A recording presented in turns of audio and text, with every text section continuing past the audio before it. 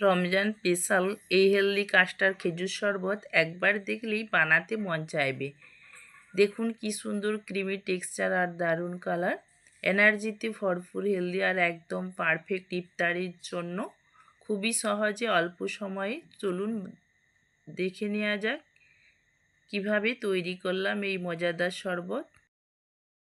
এই বাটিতে 1 টেবিল চামচ চিয়া সিড নিয়ে নিচ্ছি। এর মধ্যে 1 কাপ পরিমাণ জল দিয়ে ভালোভাবে মিশিয়ে নিচ্ছি।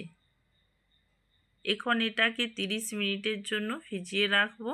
দেখবেন কিছুক্ষণ পর চিয়া সিড ফুলে জেলির মতো হয়ে গেছে। এবার আমি 7 থেকে 8টা বাদাম নিয়ে নিচ্ছি। এগুলো উষ্ণ গরম জল দিয়ে কিছুক্ষণ ভিজিয়ে রাখবো। কিছুক্ষণ পরে দেখে নেবেন বাদামের খোসাটা নরম হয়ে যাবে আর সহজে খোসাটা ছাড়ানো যাবে।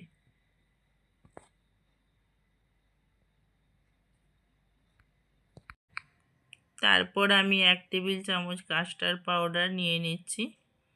অল্প পরিমাণ পানি দিয়ে ভালোভাবে গুলিয়ে নিচ্ছি যাতে কোনো দলা না থাকে।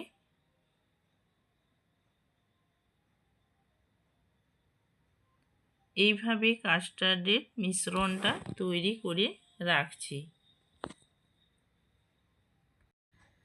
এবার চুলায় একটা পাত্র বসিয়ে 500 মিলিলিটার দুধ গরম করে নিচ্ছি।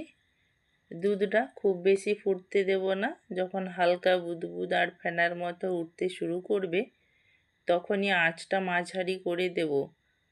আর দুধটা আমি অনবরত নাড়তে থাকবো, নইলে নিচে বসে যাবে।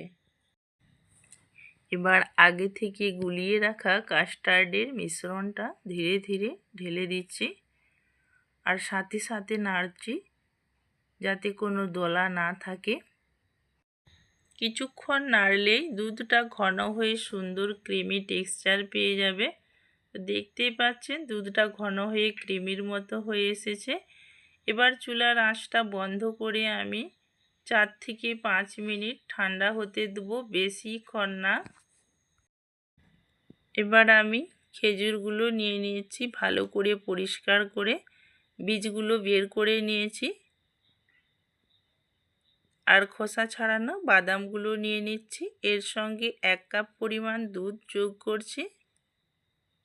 সব কিছু মিক্সার গ্রাইন্ডার জারে দিয়ে ভালোভাবে ব্লেন্ড করে নিচ্ছি যাতে একটা মসৃণ ও ক্রিমি পেস্ট তৈরি হয়। দেখতেই পাচ্ছেন আমার একটা মসৃণ পেস্ট তৈরি হয়ে গেছে। এবার দুধটা 4 থেকে 5 মিনিট ঠান্ডা হওয়ার পর হালকা গরম অবস্থায় এটাকে একটা বড় বাটির মধ্যে ঢেলে নিচ্ছি। এবার তৈরি করা বাদাম খেজুরের পেস্টটা বাটির মধ্যে হালকা গরম দুধের মধ্যে ঢেলে নিচ্ছি। তারপর আলতোভাবে নেড়ে চেড়ে ভালো করে মিশিয়ে নিচ্ছি। এবার ভিজিয়ে রাখা চিয়া সিডগুলো মিশ্রণের মধ্যে ঢেলে দিচ্ছি।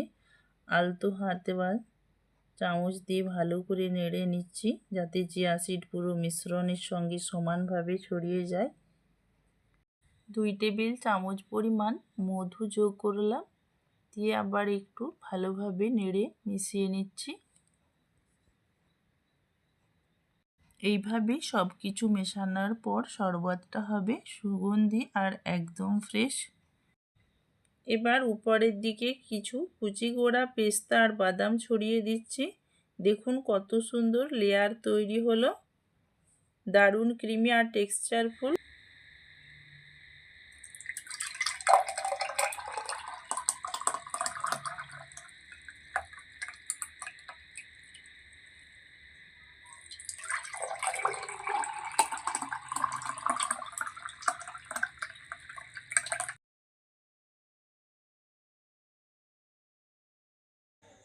এবার গ্লাসে ঢেলে নিলাম এই দারুণ কাস্টার্ড খেজুর শরবতটা।